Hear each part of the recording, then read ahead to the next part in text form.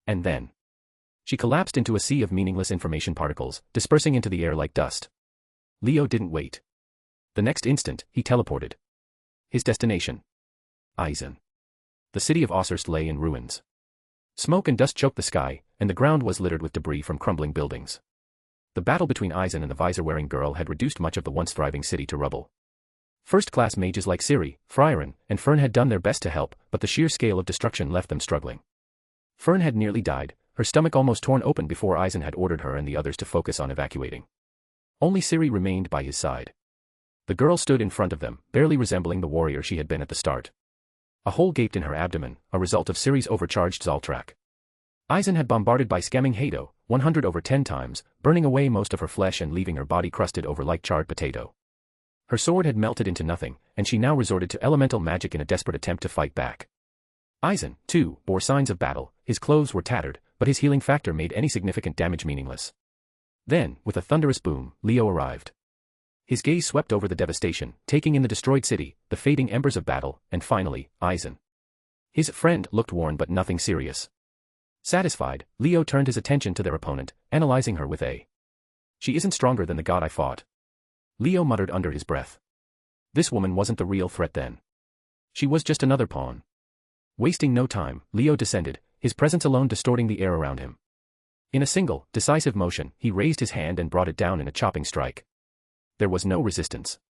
The girl was cleaved in half instantly, her body splitting cleanly before she even realized what had happened. Before slicing her in half, Leo had taken a snapshot of her brain in a split second in order to analyze his opponent with her memories. Leo didn't bother watching her fall. Instead, his gaze flicked to Eisen and Ciri. What caught his attention wasn't the aftermath of battle but the way Ciri stood beside Eisen. The reclusive elf, infamously cold and detached, seemed almost comfortable fighting alongside him. There was something like admiration in her. Leo raised an eyebrow. Impeccable riz. He thought, but he kept it to himself. His expression turned serious as he met Eisen's eyes. "Let's go," he said firmly. Eisen gave him a look but didn't question it. "We've got one more fish to hunt," Leo continued. "I'm not too concerned, Tiamat can handle herself, but I think we should go nonetheless." Eisen nodded. Before leaving, Leo paused and looked around the ruined city. The sight of so many freshly dead souls made him hesitate, just for a second. He debated the ethicality of what he was about to do. Then, without another thought, he snatched their souls and stored them away. "Guess there's going to be life on my world now." With a simple wave of his hand, the city rebuilt itself, structures rising, debris rewinding, everything returning to how it was before the devastation. A localized, heavily simplified form of time magic, the result of reversing the registered damage. Eisen observed the phenomenon with an impressed expression, watching as things reversed in the exact sequence they were destroyed. "So, time magic too," he mused. Then, with a smirk, he added, "What can't you do?" Leo froze at that. Slowly, he turned to Eisen, his expression unreadable. "That's a very good question." A pause. "I don't know. I never asked myself that." Before Leo woke up, Fury lay on the ground, bruised and battered, his body aching all over. A few feet away, Hope was unconscious, her wounds healing, but far too slowly for her usual regeneration. The match had ended. Tia had won. It had started innocently enough. Tiamat had suggested waiting for Leo before doing anything reckless. Then, Fury, ever the strategist, had proposed something else. If we're gonna wait, might as well make it productive. And that was all it took. What followed was a ruthless beatdown of a 50-year-old bald super spy and a teenage tribrid, at the hands of a primordial dragon who had only used her aura and martial arts. Martial arts that she had learned from human films. Fury coughed, groaning as he tried to sit up slightly. I don't know whether to be impressed or terrified. Tia stood above them, arms crossed, looking entirely unbothered. Both would be wise. Fury tried to push himself up, but a sharp wave of pain shot through his body, forcing him back onto the ground with a grunt of frustration. Tia walked up to him, a mischievous smile on her face as she placed her foot near his head. A single bead of sweat had formed on her forehead from the match, barely noticeable, but enough. She reached up, wiped it away with her fingers, and casually flicked it onto him. The moment the drop touched his skin, his pain dulled. His wounds began to heal. Fury exhaled, watching as the aches and bruises faded. His body still felt like it had been put through a blender, but at least he could move again. Tia chuckled. Guess you earned that. You actually fought with a brain. Then, her playful expression shifted to something more analytical as she tilted her head. Your enchantments are rudimentary, she mused. They don't suit your level of sophistication in combat. I mean, you're a super spy, aren't you? She crouched down slightly, her eyes sharp and thoughtful. You should develop something lethal. Magic that prevents ongoing confrontations before they begin. Fury smirked slightly, despite himself. So, you're telling me to get sneakier? Tia grinned, standing up. Yeah, like a spy. Tiamat sat at a distance, watching Tia talk to Fury with mild interest. Her focus, however, kept drifting elsewhere. It was that strange feeling, a connection she had barely noticed before but now could no longer ignore. Hope and Fury. They felt distinctly like Leo. At first, she thought it was just an impression, but the more she focused, the more she realized it was something deeper. Then, a thought struck her. Wait, are they considered our children now? The realization sent a rare blush across her face. She had never truly thought to be a mother beyond her role as a primordial mother. She crested life but never shared the responsibility of being a parent with anyone. After all, she had glimpsed Leo's emotions more clearly than ever before when she kissed him, accidentally, of course. Sweeping through Hope's memories had given her a clearer understanding of how he saw her, of the way he felt about her. It made her wonder, was this intentional? Had Leo done this as a sign of something, pointing toward a deeper connection? Or was it something entirely different, unrelated to anything romantical? Romantical. The word itself still felt foreign to her, a concept she had yet to fully grasp. But as she sat there, lost in thought, she realized something else. It didn't sound bad. A small flutter of wings broke Tiamat's thoughts as a bird landed gently on one of her curved horns. Her sharp blue eyes flicked toward it, drawn from her musings. She reached up, carefully taking the tiny creature in her hands. It trembled slightly, its feathers ruffled and one of its wings bent at an unnatural angle. Injured. Her expression softened. For a brief moment, memories surfaced, the days she had raised her children. The countless hatchlings she had nurtured, protected, and taught. She hadn't thought about it in a long time. A rare, almost wistful smile crossed her lips as she cupped the delicate creature with surprising gentleness. She brought it closer and, with a quiet whisper of warmth, pressed a soft kiss to its head. A faint glow pulsed from her lips, and in the next instant, the bird's wounds mended as if they had never existed. Its eyes brightened, and with a small chirp of gratitude, it flapped its wings, strong once more. Tiamat watched as it flew away, disappearing into the sky. Her fingers lingered in the empty space where it had been. Umph. She let out a small breath, shaking her head at herself before turning her gaze back toward the others.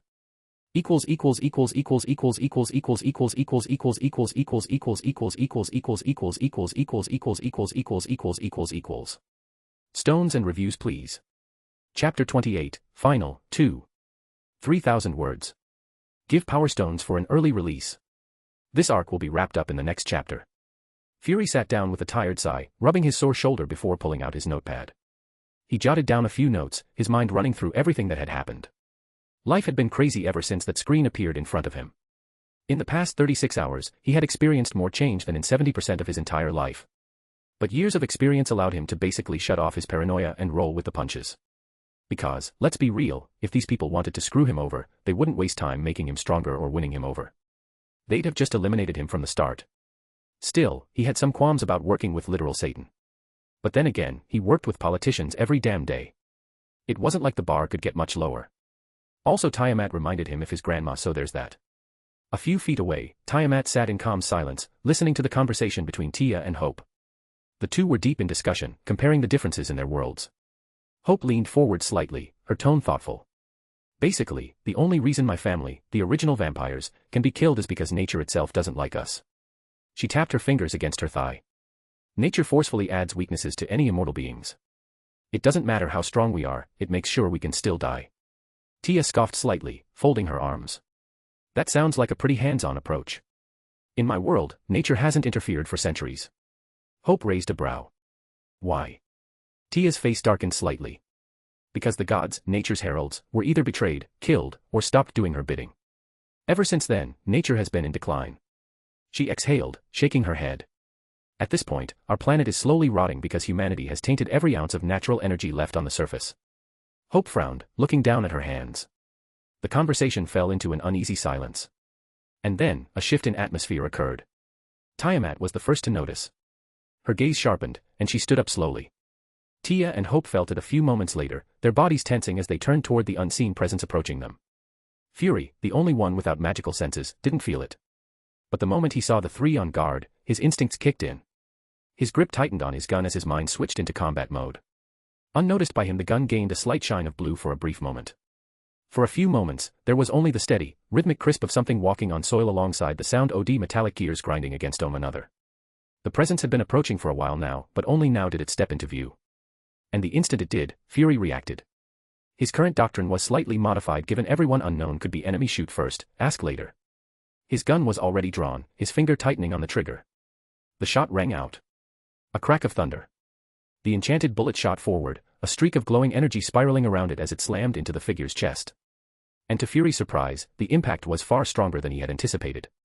The figure staggered back violently, its upper body snapping backward before it barely managed to stabilize itself. Fury's brow furrowed in slight confusion.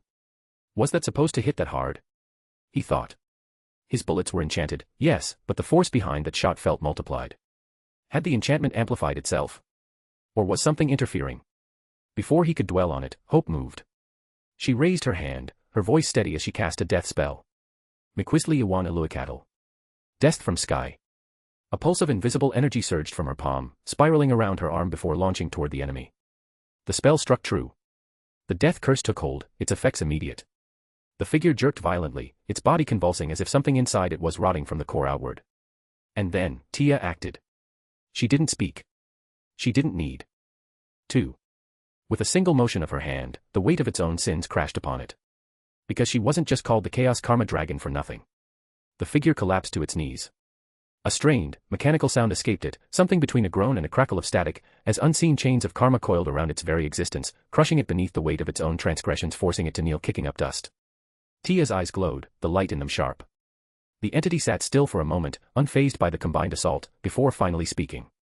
Its voice carried an artificial smoothness, an eerie attempt at warmth, as if it were trying too hard to sound human. That was a very rude introduction. As the dust settled, the figure became fully visible, a tall man dressed in a pristine all-black suit, stark white shoes, and a matching white hat tilted ever so slightly. His entire presence radiated something off. Then, for a brief moment, his body glitched, flickering like a corrupted image on a faulty screen. 1 second, he was kneeling from the weight of Tia's power, the next, he was standing again as if nothing had happened. He smiled, or at least, he imitated what should have been a smile, stretching his lips just enough but failing to convey any real emotion. Please, there's no need to be so tense, my friends. He lifted his hands in a mock gesture of peace. Unlike my foot soldiers, I am a civilized individual. I am sure we can come to a truce. Despite his words, something about him set off every instinct in the group. His face, his mannerisms, every movement was too perfect, too uncanny in nature. Truce. Tiamat was the one to speak, her voice carrying an air of ancient indifference. She remained seated, unbothered, her posture relaxed as if the entity before them was hardly worth standing for, though her expression was greatly changed. Yes, truce, the being replied smoothly. As beings of high intelligence, surely we can come to an understanding. He adjusted his white hat with a deliberate motion, as if rehearsed. My name is Weltfresser. Herald of Sir. The final words were incomprehensible. A ripple passed through the air, a static-like distortion, and for a brief moment, reality itself hiccuped. The sound of his master's name never reached their ears, it was as if the universe refused to let it be perceived, filtering it out before their minds could even register its existence. Hope frowned, her senses screaming at her that something was wrong. Fury felt an instinctive shiver run down his spine despite not even hearing the name. Tia, on the other hand, merely narrowed her eyes, her draconic nature resisting whatever force had just tampered with their perception. Tiamat, still seated, finally gave Weltfresser a slow look. A truce implies mutual interest, she said, her voice calm. So tell me, Herald, what do you want? Tiamat paused for a moment, then finished her sentence with an edge of amusement. And why shouldn't we hunt down your master? For the first time since his arrival there was genuine emotion in Weltfresser. He laughed, a sharp, glitched-out sound that seemed to distort air around him. But within seconds, he controlled it, smoothing out his expression like a machine resetting itself. I apologize, I lost my composure for a moment, he said, adjusting his pristine white hat. But truly, that was amusing. The rats of the multiverse charter would never send anyone but administrators to deal with my master. You're not here to fight him. He tilted his head slightly, his face still carrying that eerie, too human-like simulation of emotion. You're here to fight me. The atmosphere grew tense. Weltfresser's voice remained eerily smooth as he spoke, his presence glitching ever so slightly, but his words carried a practiced elegance.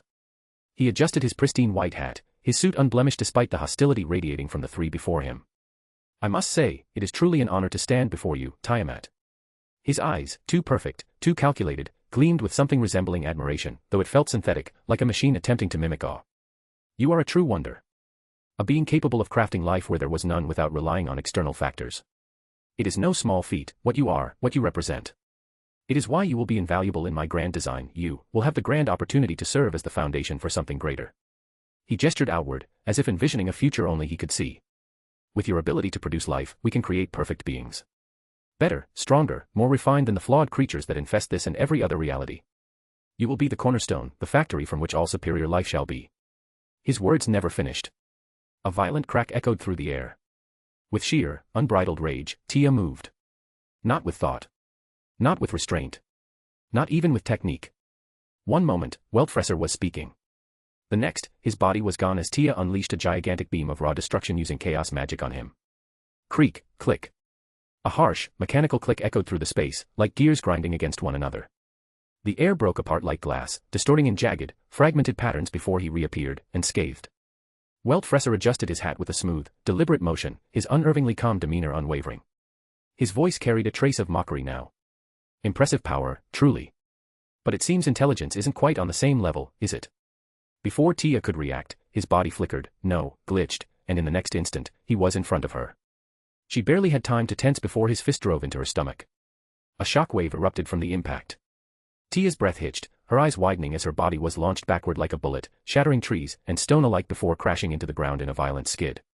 Dust and debris shot into the air as the land cracked. Hope instinctively took a step forward, ready to retaliate, but... Don't bother.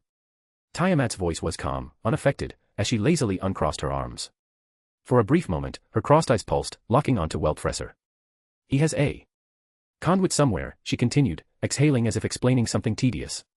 A tether to reality. Destroying this body is meaningless. He'll just reconstruct himself. Over and over. Tia groaned as she pushed herself up from the rubble, her eyes burning with fury. But the rage in her expression faltered slightly as she processed Tiamat's words. Hope narrowed her eyes. A conduit. Weltfresser chuckled, the sound both grating and artificial. He adjusted his tie with an almost theatrical sigh. Ah, see. The mother understands. What I am cannot be erased so easily. My existence is not bound to something so fragile as flesh. His smile widened, too perfect, too manufactured. You are not dealing with something as simple as a being. Weltfresser's eerie smile twitched ever so slightly. So what will it be, he continued, his voice smooth, assured. In my opinion, joining me in my glorious dream is the best possible option a being like you can make. It'll be. He never got to finish. Tiamat rose to her feet, her mana erupting outward in a spiraling storm of pressure. The ground beneath her darkened, twisting into a vast sea of shadow. Her expression was unreadable. I refuse. A blinding pink light ignited in her hands. A beam of mana, unstable, launched forward. She wasn't attacking, she was forcing it to track something. She had seen the concept before, observed it in many weapons. And now, she enforced it upon her own magic to track down his tether. The beam twisted unnaturally midair, bending, shifting, and then, without hesitation, it shot toward the moon. For a brief moment, there was silence. Weltfresser's head turned slightly, following the beam's path. His unsettlingly perfect face remained emotionless, unreadable. Then, finally, he spoke, his voice devoid of its earlier charm. That's disappointing. The space around him trembled as his entire demeanor shifted. The air turned heavy, suffocating. The false politeness, the civilized veneer, all of it was gone. His cold, synthetic eyes locked onto Tiamat. Well, I'll just take you by force, then. He stopped.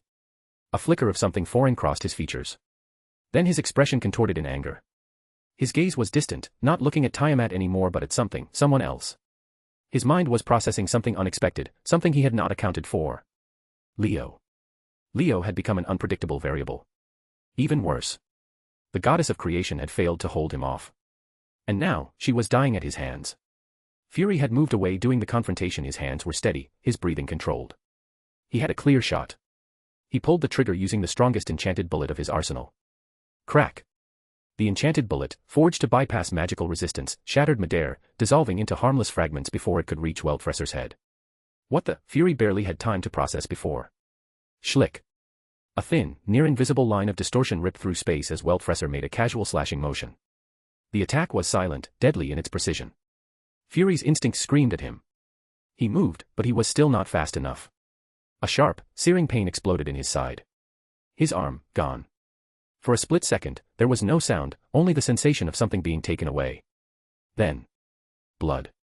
A crimson spray burst into the air, staining the earth.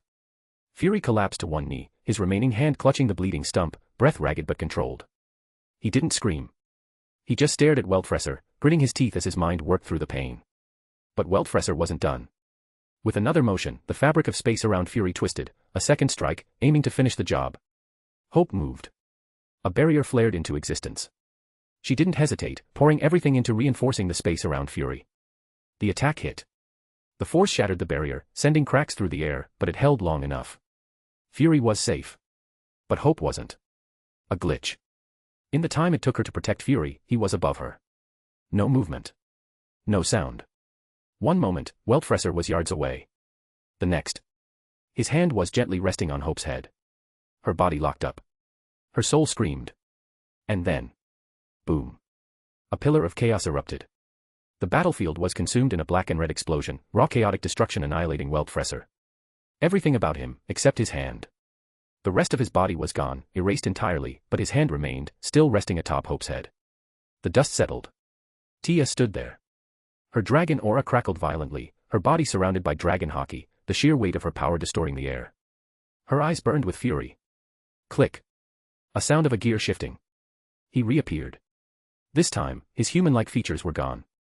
The mask he had been wearing had shattered, revealing a cold, mechanical frame, eerie in its artificial perfection but still mimicking a human face. He reappeared beside Tia. His voice was smooth, almost casual, as if the battle was nothing but an inconvenience. Did you know, he mused, every object has a speed at which its matter waves distort beyond recovery. Beyond that point, even the most durable forms will permanently degenerate into energy. Tia's blood ran cold. She understood. Weltfresser moved with perfect precision, his hand blurring forward, poised to strike Tia in the stomach. A blow that could reduce even the most resilient beings to nothing but scattered particles. But the instant his attack neared her, something changed. Tiamat's eyes burned with rage, her emotions giving her more energy.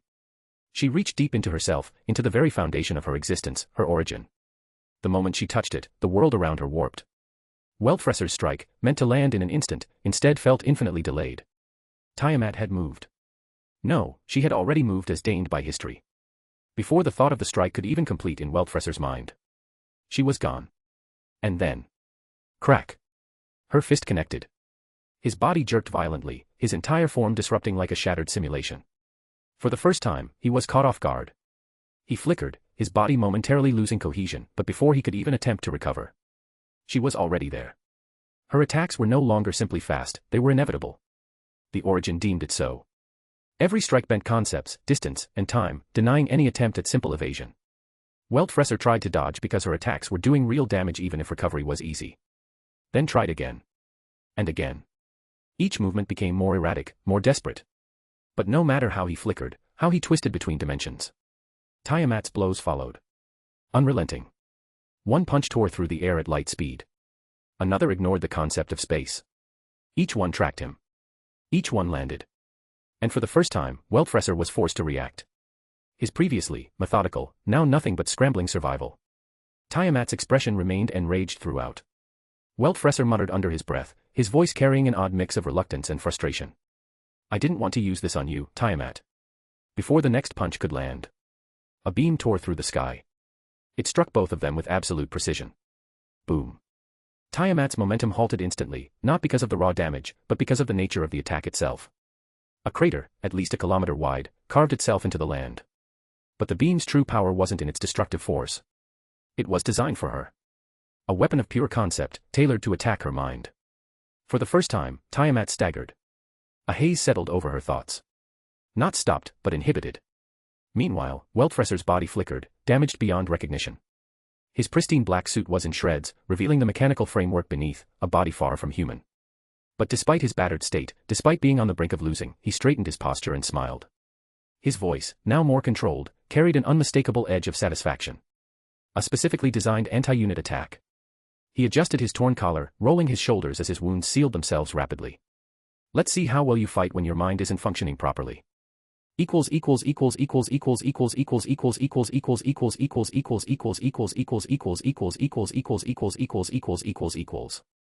Power stones and reviews please. Chapter 29, Final, 3. I think people tend to forget Leo may not have raw power matching Tiamat or fighting experience of Aizen. But Leo is a terrifying opponent to have, he is not weak. And I also hear complaints about too strong enemy. SMH, I think I already said that idea is shelved. Weltfresser is not that strong, but he was prepared to face Tiamat. Remember how he was there to capture her? Yeah. Also a minor confusion on why MC was not present the last chapter, which confuses me why it would occur, but I must remind people that more than half of the previous chapter occurs when Leo is in the simulation. Last chapter of this arc, and we won't have Nutleversal stuff for some time after this. Also show some support, will you, in Power Stones I'm uploading regularly. Grinning face. Well, he never got the chance. Boom. A shockwave cracked through the battlefield as space itself shattered. Leo was here. Leo took one look at Weltfresser and realized his danger. Instantly, he pulled out the big guns. There was no drawn-out battle, no testing of strength. Leo appeared above him by deleting the space between them. Leo's hand clamped around Weltfresser's throat. There was no flashy moves. Weltfresser's body began to distort, his information collapsing. Sometimes it was easy to forget Leo had the power to destroy, parasitize, and create information at will. Even if the range was low and for full erasure he needed contact, Leo was still a terrifying opponent. After erasing Weltfresser, Leo turned toward Tiamat. Her mind wasn't exactly stable with whatever attack that had hit her.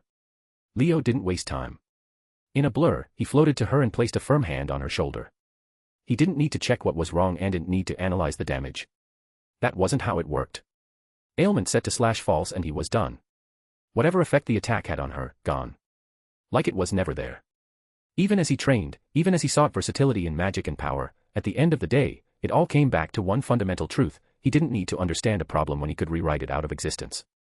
Tiamat's aura dimmed slightly as clarity returned to her eyes, but Leo still didn't let go. Tiamat took a deep breath, the chaotic storm in her mind finally settling. She closed her eyes for a moment before exhaling, her voice soft. Thank you. She straightened, her composure returning, before looking directly at Leo. You should take care of him. He's on the moon, she added, transferring the precise location she had tracked into his mind. Leo nodded in understanding, but instead of immediately leaving, he stepped forward and pulled her into a hug. Tiamat blinked in surprise, but after a second, she reciprocated, wrapping her arms around him. Neither spoke. There was no need for words. When they finally broke apart, Leo pressed a brief, lingering kiss on her forehead before stepping back. Then, without saying anything, he turned and made his way toward Fury, who was currently being healed by Eisen. Unlike Leo, Eisen had teleported far away from the battlefield, positioning himself as a support rather than a frontline fighter. After receiving Hope's message about Fury and her needing assistance, he had arrived to stabilize the situation. Leo took a glance at the trio. Tia was the least injured, but she still looked like she had something to say. He didn't engage in conversation. There was no time for that. Instead, he gave them a simple directive. Heal up and head to Aubrest. Help with the rebuilding. I'll meet you there. Turning to Eisen, he added, you focus on studying the revival of Himmel, the hero. Then, as if dismissing any further discussion, he said, I'll be right back. Before he could leave, Tia spoke up, her voice steady but laced with concern. You're sure you can win alone? Leo didn't hesitate. He looked at her, his confidence unwavering. I might have a little trouble if I held back, he admitted. Then, a smirk played at his lips. But now, I'll win. Leo landed in front of the badly damaged metallic cube, its surface riddled with fractures, metallic tentacles stretching deep into the moon's surface. Even at a glance, he could tell, it was draining energy from the moon. His crimson eyes gleamed as he tapped his heel against the ground. Instantly, the entire cube, tentacles and all, was ripped from its anchor and transferred into a marble phantasm. It was the same forest where he had first enforced his texture, permanently altering the world of Frieren. But this time, the application was different. This wasn't just enforcing reality, this was building an entirely new world of magic and then overlaying the texture onto it. The difference. It was like filming on a controlled studio set versus building an actual, fully realized structure in reality.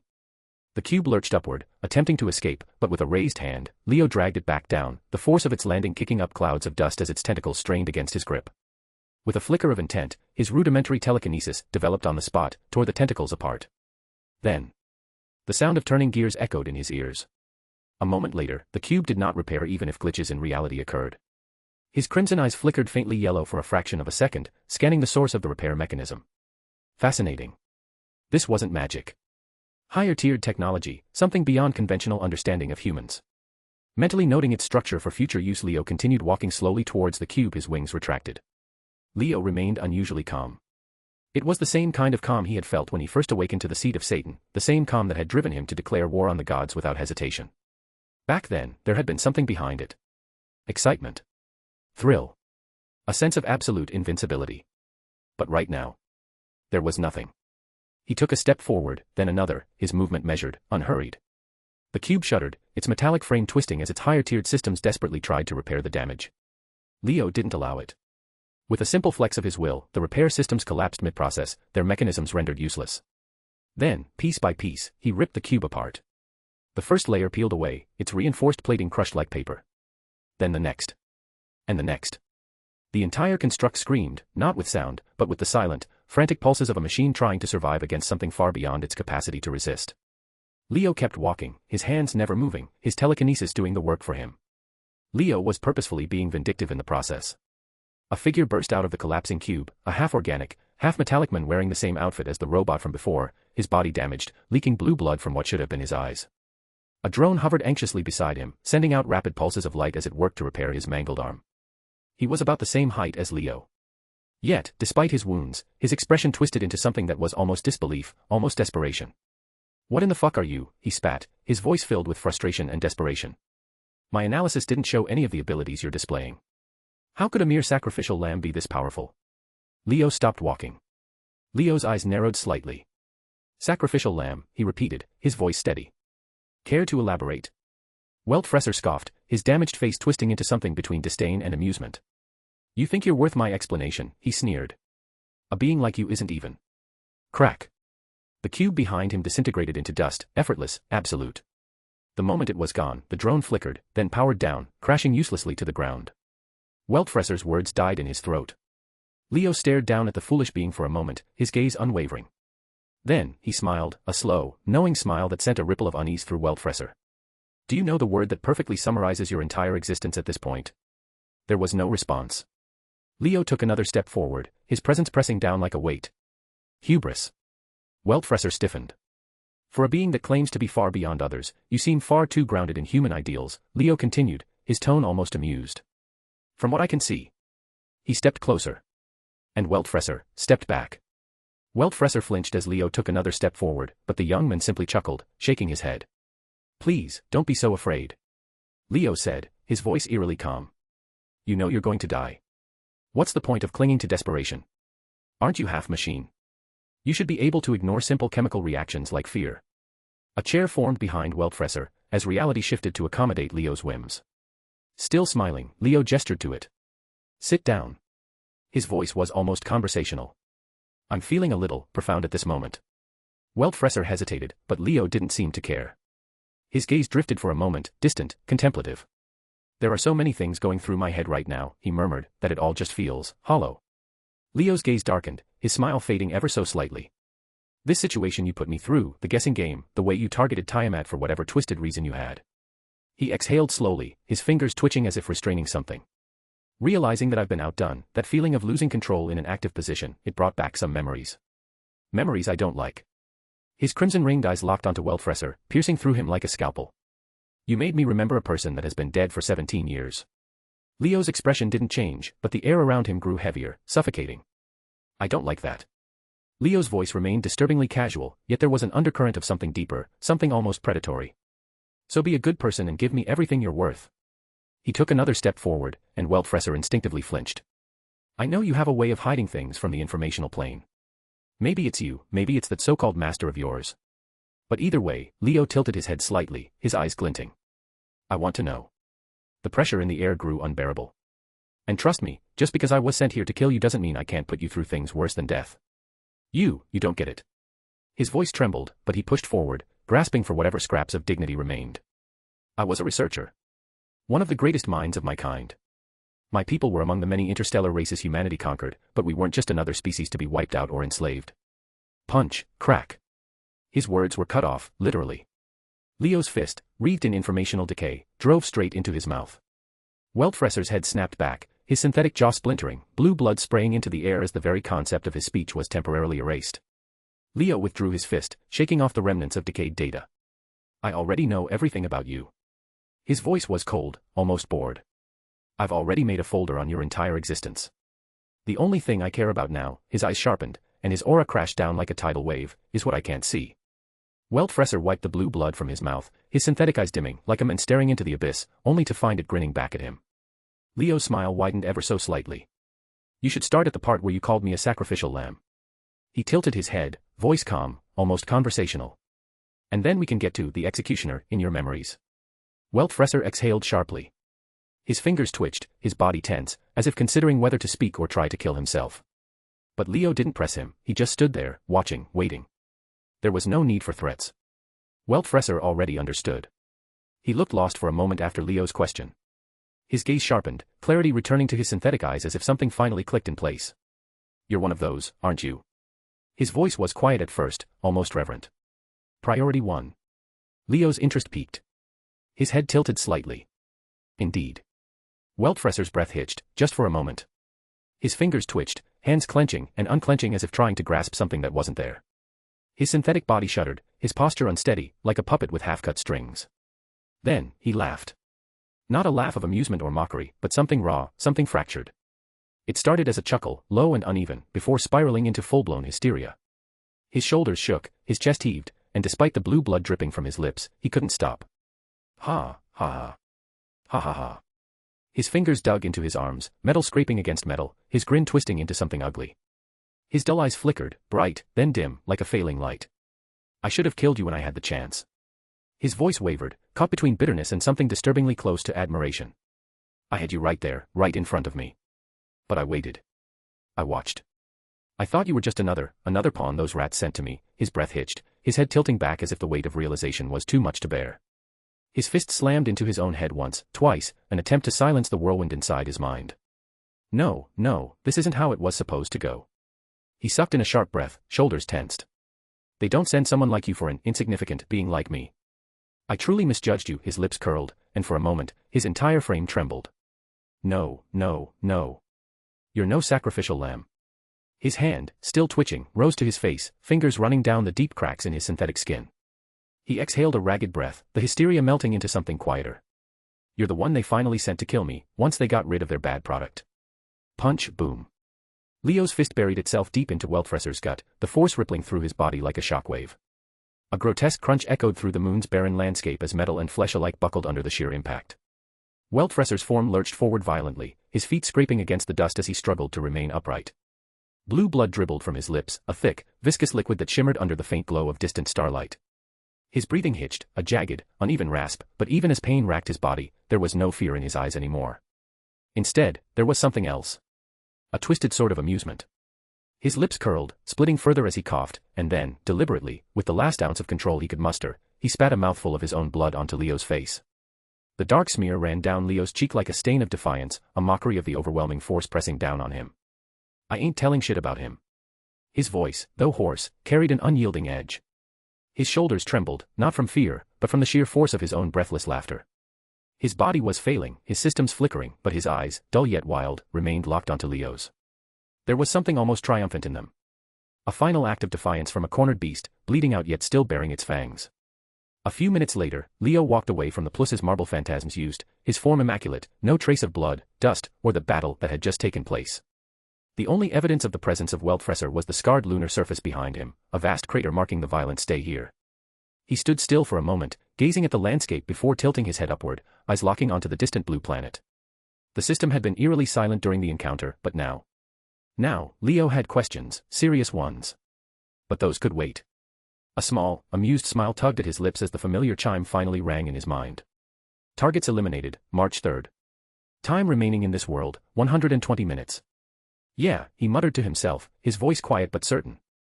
I think it's time to go home.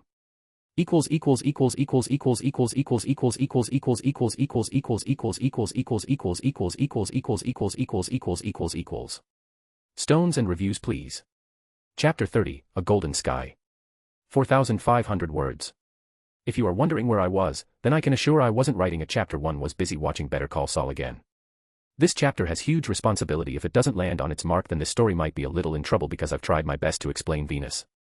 Also back to DxD from next chapter. Check out a random idea I had yesterday. Breaking Bad, it's Lalo time. I came to be in fire. In motion.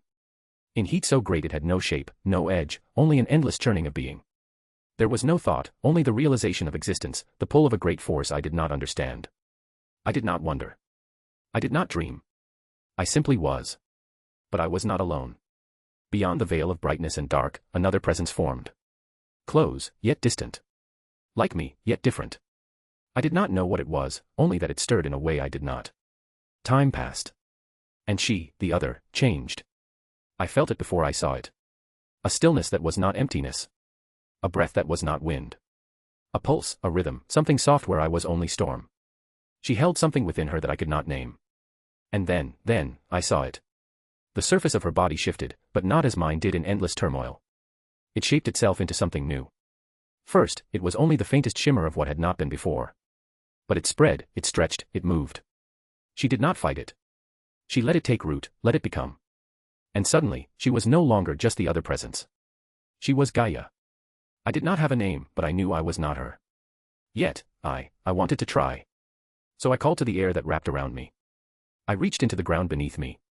I raged, I burned, I gave, but nothing answered. My touch was too heavy. My breath too thick. My pulse too violent. Gaia's body shifted again, and from it, more of the new things rose. They were small at first, trembling, uncertain, but they stayed. And Gaia did not reject them. She embraced them.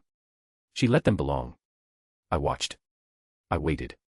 But nothing came to me. Time passed. The new things upon Gaia grew. Their limbs stretched, their voices filled the spaces she had made for them. Some towered, shaking the very surface with their steps. Others spread across her vastness, their forms fit into every crevice of her being. Gaia moved with them. She shifted, she changed. And I remained the same. Gaia knew. Long before the fire touched the sky, before the great stone broke the air, she knew. She felt it moving in the dark, far beyond her reach, a lost thing, wandering without name or home. She pulled. With all her weight, with all her presence, she tried to shift, to turn, to move the path of the lost one away. But the void did not listen. The wanderer did not stray. She called to the sky. The winds screamed for her, but they could not push it back. She called to the sea. The waves swelled in answer, but they could not rise high enough. She called to the stone, the fire, the root and branch. But nothing could stop what had already been set in motion. So Gaia did the only thing she could. She braced herself. She whispered apologies to her children, to the great ones that had shaped her land with their thunderous steps, to the small ones hiding in the shadow of their might. She begged them to run. To dig deep. To hide beneath her skin. To live. But not all could listen. Not all could move. And then. Impact. The sky shattered. Fire poured down, not from above, but from within. The breath of the world turned to poison. The air burned. The sea rose, not in gentle waves, but in walls of death, swallowing land whole. Gaia screamed. Not in sound, not in voice, but in the breaking of mountains, in the sinking of forests, in the silence where there was once life. She felt them go. The ones who had filled her world with might and hunger and endless motion. The ones who had made her loud. They fell first. The great ones did not wail. They did not beg. They simply ceased. Gaia wept. I had a name now. I did not choose it, but it settled upon me like the shifting winds, like the storms that never ceased. A shape I had long existed within but had only now come to know. I was no longer just fire in motion, no longer just heat without form. I had a body, a presence woven from the very elements that made me. I was the molten rivers beneath the cracked stone, the restless winds that tore through the sky, the storm that raged without end. I was heat and pressure, light and shadow, an endless churning of all that I was. And I was alive. My world was no longer a barren storm. Where once there had been only fire, now there was something more. Not Gaia's teeming, thundering life, but something that belonged to me. Fields of flowers, their petals drinking in the endless light, roots gripping onto my body as if they had always been there. Trees, gnarled and dark, growing where they should not, standing against the breath of my tempests. The land was harsh, the air thick with heat, but these things did not flee from me. They remained. And I loved them. I was no longer alone. But Gaia was changing. I felt it in the way she moved, in the way her voice, once so clear, had become hazy and distant. I could still see her. Still watch her shift and breathe, still feel the pulse of her storms and the whisper of her waters. But something was different. Like there was something else upon her, something vast, something new. And I did not understand. Gaia had never turned away from me before. And yet, for the first time, she was no longer within reach. I did not know how to mourn something I had not yet lost. And then. Something came to me. Not the silent rocks that sometimes touched my surface before being swallowed by the storm. This one came with purpose. It did not fall. It landed. I had never known a presence like this before. It was not a part of me, but of Gaia. It walked upon me. It pushed through the winds that had torn all else apart. It stood within the molten breath of my storms and did not burn. It ran its hands through my flowers, touched the trees that had never known another, and for the first time, I was not merely watching. I was seen. I welcomed him without praise, without fear. He was, and so was I. Time did not hold meaning for me, but I began to notice it in the way he came and went. A presence where there had never been one before, a fleeting absence that left the air still in ways it had never been. Again and again, he returned. He did not seek to change me. He did not fight my storms, did not shrink from my heat, did not bend to my tempests as so many lesser things had before. He merely existed upon me. And so, I allowed it. I did not know what to call the thing that formed between us. It had no shape, no voice, no reason. But it was there. An understanding. A quietness that was not absence, a presence that did not demand, did not take. A bond. My will wrapped around him without thought, without purpose. My warmth lingered at his side, and he accepted it as if it had always been his. And then, one day, he spoke. His voice did not break my winds, did not shatter the silence. It wove into the very breath of my being, a thread of something new. A name. Lucifer. A sound that was not of stone or flame or storm, it belonged to him. I had never spoken as he did. I had never needed to. But I reached for him all the same, let my thoughts take shape as they touched his own. I did not speak his name back to him. I did not need to. He already knew. And I knew he had never come for power. Not for dominion, not for control. He sought something else. Not to take from me, not to claim or bend or reshape. But to understand. With understanding, he grew. His spirit stretched beyond the rigid order of heaven, beyond the certainty it imposed. He listened when I spoke, when I reached beyond myself and told him of things I barely comprehended, of vast beings that existed in places even I could not touch, of presences older than fire and younger than thought. He listened. And he wondered. One day, like so many times before, he returned to my side. I did not know the name of what I felt, only that I reached for him as he landed, that my warmth stirred in his presence, that my storm softened where he walked. And then. Why? A question, quiet at first. Then louder. Why must they, who are so flawed, be given such unconditional love? There was something beneath the words, something heavier than the storms I had borne for eternity. Why create something so fragile, and call it precious? He was not asking me. But I was the only one here. The only one who could listen. So I did. He spoke of heaven. Of what was given freely to those who could not understand it, to those who did not even know to seek it. Of the silence that answered when he asked why. Of his frustration. Of his doubt. And though I did not know the names of the things he felt, I could feel them all the same. I did not understand heaven. I did not understand these beings he spoke of, these fragile things given love beyond reason. But I understood him. And so, I stayed. Cast out from heaven, he fell. Not with fire, not with fury, only silence. The light that once crowned him was torn away, and in its place came shadow. He did not scream. He did not rage. He accepted it. Reason demanded consequences, and exile was his. And through the distant void, I felt it. Through the little warmth I had left within him, through the bond we had formed, quiet and ancient, I knew. So I reached. Across the stars, past the endless cold, I whispered to him through the void. Through my storms. Through my molten heart. He had walked my surface once. His steps had softened my winds. His voice had questioned the shape of the world. He had been here. And though he fell far beyond my reach, he was still mine. So I offered what I could. I had no kingdom. No home for him to take shelter in. Only myself. Only the warmth in my core, the fire in my veins, the storm that would not break. I did not ask him to kneel. I only gave.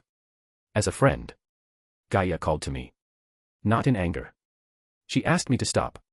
And I turned away. It hurt. I did not understand why. Gaia had always been distant, a presence I had watched but never touched. And yet, her voice, laced with quiet sorrow, left something hollow in me. She tried again. She sent her children, small, glimmering things, woven from the very breath of her being. They came with words, with soft pleas, with reason. I did not listen. I could not. When they reached for me, I reacted. The storm rose, swift and merciless. A single breath. And they were gone. The silence that followed was different from all others before it. Gaia felt it. I felt her feel it. And for the first time, she turned away from me. I should have understood what I had done. I should have stopped. But I didn't. I looked back at him. At the child of heaven who had given me his presence, his thoughts, his warmth. He was mine before he was theirs. So I watched and helped him rise. I watched as he defied them, as he shattered the perfect order that had never answered his questions. I watched as he won. losing his body in the process. And then I watched as Gaia moved. She reached for him, for his soul. She tore it apart. 7 pieces, 7 beasts. The moment it happened, I felt it. Something inside me screamed. I had no words for the pain that rippled through me, no way to name the ache that spread with each fragment that was not him. Was this Gaia's judgment? Was this her punishment for me? I reached for him. Frantic, desperate. Pushing against the weight of all that I was to bring him back. But I was too late. I held what was left. A hollow thing, his warmth stripped away, his soul wounded. But he was here. Still here. And I would not let him go. So I gave. I forged. From the metals of my own body, from the breath of my storms, I shaped him anew. Not as he had been. But nonetheless as mine. It was the greatest, most cherished time of my life. A few centuries, nothing in the great turning of existence, but to me, it was everything. He stayed with me. Most of the time, he was here, wrapped in the heat of my storms, beneath the golden glow of my endless sky. Mine. And yet, sometimes, too often, he left. Back to her. Back to Gaia. And I let him go. I let him slip through my winds and vanish beyond the reach of my fire, though I hated it. And when he returned, I forgave him before he even spoke. He told me stories, tales of Gaia's endless change. How her rivers carved new veins through her flesh. How her mountains, once mighty, crumbled only to rise again. And how humanity, that fragile, fleeting thing, had built itself up from dust and hunger, reaching toward the stars with hands that shook but never ceased. He had walked among them, silent and unseen, a shadow of metal and forgotten divinity. And it was not just them. Gaia had many gods that he met for the first time, beings carved from belief, given shape by devotion, wrapped in the authority of their worshippers. Some greeted him with curiosity, others with hesitation. And I hated their hesitation. I hated that they did not see him as I did. I hated that they feared what I held close. It ached, this feeling. I had never known ache before. Never known what it was to miss something before I had even lost it. But I did. I missed him even when he was here. I craved more. More time. More presence. More of him. I did not understand it. And slowly, unknowingly, my being shifted. It began subtly, too quiet for me to notice. My storms gentled when he was near. My molten rivers did not rage, but flowed. The winds that once screamed now whispered. And then. My form. I had never had a form. I had been fire. I had been stone. I had been motion and heat and breathless, endless being. But now. Now I was shaping. Drawing in. Gathering. Becoming. It was delicate. It was unfamiliar. It was like him. And I did not fight it. I did not question it. Because I wanted it. I saw it before Gaia did. Before its shadow stretched across the sky, before its presence stained the void, I felt it. Velber. A force unlike any other, vast and consuming, born from something beyond even my understanding. I should have warned her. Gaia.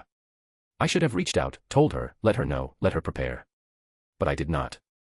Instead, I cloaked it. Wrapped it in my storms, veiled it in my light. Gaia did not see. She did not know. Not until it was too late. Not until Velber descended, until its power shattered the skies, until gods, titans, and legends were torn from their thrones. Pantheons fell. Great ones, beings whose names were once carved into eternity, vanished into oblivion. Gaia's surface cracked and bled, her rivers turned against her. And I watched. I told myself this was justice. That she had done worse to him. That this was only balance. And yet. I did not feel triumph. I thought I would. I wanted to. But as I watched Gaia struggle, as I felt her grief, I realized. I had only made her suffer. Just as she had made him suffer. And the ache inside me only deepened. The age of gods burned away in the centuries that followed. Gaia changed. Lucifer changed. Even as the echoes of divinity faded, humanity endured, fragile, persistent, reaching still. And Lucifer, he cared. More and more, his thoughts were with them. He still came to me, still sat in my storms, still spoke of things that only we understood, cherishing our time. But something was different. Something I could not name. And yet. I did not stop him. Because even as his heart strayed, he still returned. Lucifer was whole once again. The last beast had fallen, and with it, the final echoes of the old world faded into silence. But he did not rejoice. There was no triumph in his eyes, no sense of fulfillment. Humanity had surpassed their chains, reshaped the world into something unrecognizable. And in doing so, they had unknowingly restored him. Yet, as he stood amidst the cold steel of their new dominion, he felt nothing for them but pity. Pity for their inevitable fall. It was at this moment that I, too, changed. I looked down at myself. Hair like the sun, long and weightless, cascading over my shoulders. A body cloaked in white, a dress spun from nothing yet draping me as though it had always belonged. 6 brilliant wings stretched behind me, unfamiliar yet instinctive. And above my head, a ring of light. A symbol I had never crafted, yet one that rested there as if it had always been waiting. I should have been happy. But the space beside me was empty. Lucifer, he was not here to see me. Something inside me twisted, sharp and unfamiliar. It felt like loss. A hollow ache, gnawing at something I had only just discovered. Had I waited too long? Had I changed too late? I did not understand these feelings much, only that they consumed me. But before I could sink into them, Gaia screamed. The air shuddered, the land cracked, and a voice I had known for eons begged. A final plea, raw with fury, laced with sorrow. Destroy humanity. I flinched. Gaia had always been silent to me. Distant. Now, she called to me. And I understood. She was already dead. The world that had once been full of gods and life had withered into steel and dust. The sky had lost its color, the oceans had dried. And she blamed them. The humans who had conquered, who had endured. She did not want to watch them survive at the cost of all else. She wanted vengeance. And she was asking me and others to deliver it. I had a choice. And I did not know what to do. Jupiter fell first. A man killed him. A mortal. Not a god, not a titan, just a man with a blade that should not exist. With a single, perfect strike, the planet was no more. Then Saturn fell. Not by the same hand, but another. I did not understand. How could they, so small, so fragile, rise to these heights? I wanted to see. To know. Then one of them raised their weapon toward me. Lucifer moved first before me. The world burned. The land twisted, turned to hellfire and ruin. The sky bled as he unleashed his fury, carving his realm into Gaia's dead flesh. I should have stopped him. Because the next instant I found myself unable to access the surface of Gaia. Forced to watch. Watch as he cut through them for me. Why? I wanted to stand beside him. I could have wiped them from existence. But he did not let me. He burned himself instead. I felt it, his soul unraveling, feeding the flames, consuming all that he was. Then only 7 remained. I broke free. Light erupted. 7 lives vanished in an instant. I turned to him and embraced him with my arms. He was warm, warmer than he had ever been, yet his fire was fading, slipping through my grasp like embers lost to the wind. I held him close. Desperate. Terrified. You're dying. My voice trembled, thick with emotion. It was unbearable to say aloud, as if speaking it made it real. This wasn't how it was supposed to be. This was supposed to be our beginning. Ours. With the end of humanity, he would be free. Free from the chains of his past, free to finally see me, not just as a watcher in the distant world, but as his. But he only smiled. I guess I got what I deserved. No. No. No. No. No, no. No, this was wrong. Why was this happening? He was supposed to stay. To stand at my side. To see what we could become. I clutched him tighter, as if holding him close would be enough to keep him from slipping away. But he was already fading. I would not accept this. I am sorry, Gaia. I tore myself from existence, from the form he had given me, from all that I was. For him. The corpse of Earth and my hollow shell moved. Drawn together in a slow, inevitable descent, 2 lifeless worlds converging. I held him in my arms, his body of metal, my metal, the very essence of me. Once, I had given him form when he had none. Now, I cradled what was left of him, his fading embers barely flickering in the cold void. I would not let them go out. I gathered them, pressed them into my being, held them where my heart should be. His warmth, once so radiant, so alive, now nothing more than fragile remnants. I would not let them die. As the 2 worlds collapsed into each other, I reached out with everything I had left, weaving our broken bodies together, reshaping ruin into something new. A planet. A world with 2 hearts. Mine and his. So that if we lived, we would never be apart. I felt him before I saw him. His presence was steady, familiar, but beneath that, something was off. Fractured. But we had lived. That was enough. Lucifer. He was there, whole again. Flesh, not the metal body I had given him. But something was wrong. I walked toward him, watching as he sat on the ground, his body restored to flesh, no longer the metal I had shaped for him. He was looking up, silent, lost in thought. I wrapped my arms around him, holding him close. And for a moment, just a moment, he leaned into it.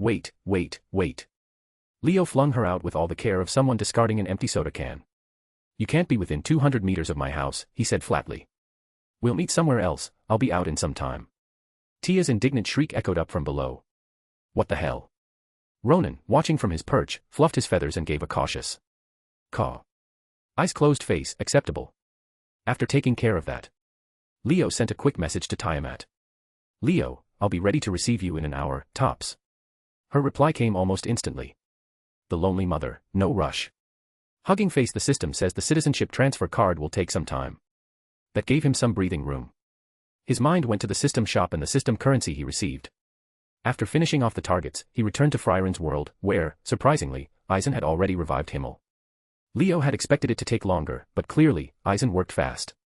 Without wasting time, Leo had reinforced Himmel with the same spell as Hope's immortality, tying it to Fryren to ensure nothing like his previous death happened again. Then, while they had their emotional reunion, Leo turned his attention to something far more interesting. The system shop. The first thing he noticed was the DLCs to the system. They weren't useless, some even looked incredibly valuable, but the real bummer was that he could only buy one for now. Apparently, the number he could equip was tied to how many members he had in his group. More people meant more DLC slots. Right now, though, he was stuck with just one. That meant he needed to study every available DLC carefully and pick the one that would benefit him the most. Aside from that, there were physique cards, travel cards which seemed useful, but what really stood out to him were the power enhancement cards and power fusion cards and various accessories cards. These weren't just stat boosts. They could evolve an ability to its next level. Each power enhancement card fragment cost 200 tokens, and Leo had 5,000 tokens to spare. A full card required 1,000 tokens. Without hesitation, he had bought two. But then, his gaze lingered on something else. A DLC, Power Catalog, he found it when looking for an appropriate status screen. Status itself wasn't a single entity for these shitty devs, given all types of statuses were sold separately. For example, a mana status and health status were listed separately. How blasphemous. These system managers were absolute scum. With no other choice, he bought the Power Catalog, because the power enhancement cards were useless without it. And that only pissed him off more. Shaking his head, Leo pushed those thoughts aside and reverted back to his teenage self. Immediately, he felt the loss. Gone was the Chad look. But even in this form, he still carried an impeccable charm, something that went beyond physical appearance. Even if he had no face, he would still be undeniably handsome. Still, it felt bad. But he had to revert because explaining his sudden transformation to his parents would be an impossible task. And it wasn't because of his powers. It would be easier to sit them down, look them in the eyes, and explain that their son was actually Satan in the world of Highschool DxD than to justify how he suddenly got covered in tattoos. The tattoos were the real problem. His mother had hawk-like vision and reflexes that defied human limitations. The moment she saw the runes on his body, she wouldn't ask questions. She wouldn't even give him time to breathe. The tactical nuclear bomb slipper would already be midair. Leo stood by the window, gazing out into the night. The darkness was still thick, the world outside untouched by the first hints of dawn. He didn't need sleep. An idea slowly cooked in his mind, simmering, taking shape. But before anything, he needed to check something. With a thought, he extended his senses throughout the house. His parents were fast asleep. Good. Silent as a shadow, he stepped out of his room, out of the house, into the cool night air. The moment he was clear, he called Tia using magic. It had been a whole 5 minutes since he tossed her out of his room like a misbehaving pet. She answered immediately, appearing in front of him with an angry scowl, her lips already parting, probably ready to yell. And then she froze. Her eyes darted up and down, taking in his younger form, the face and body she no longer recognized. Confusion replaced anger. What? Who are you? Tia squinted at him, tilting her head, her voice filled with genuine confusion. Leo gave her a look. That look. The one that screamed pathetic in a way only he could manage. Stupid lizard. Her eye twitched. Leo. She pointed at him comically, looking him up and down like she was seeing a ghost. He didn't care. He turned and started walking. Come on. Still baffled, Tia followed, though Ronan, the ever-suspicious raven, kept his beady eyes locked on her, cawing lowly every now and then like a grumpy old man watching an untrustworthy neighbor. When they reached the park, Leo immediately made his way to his favorite bench.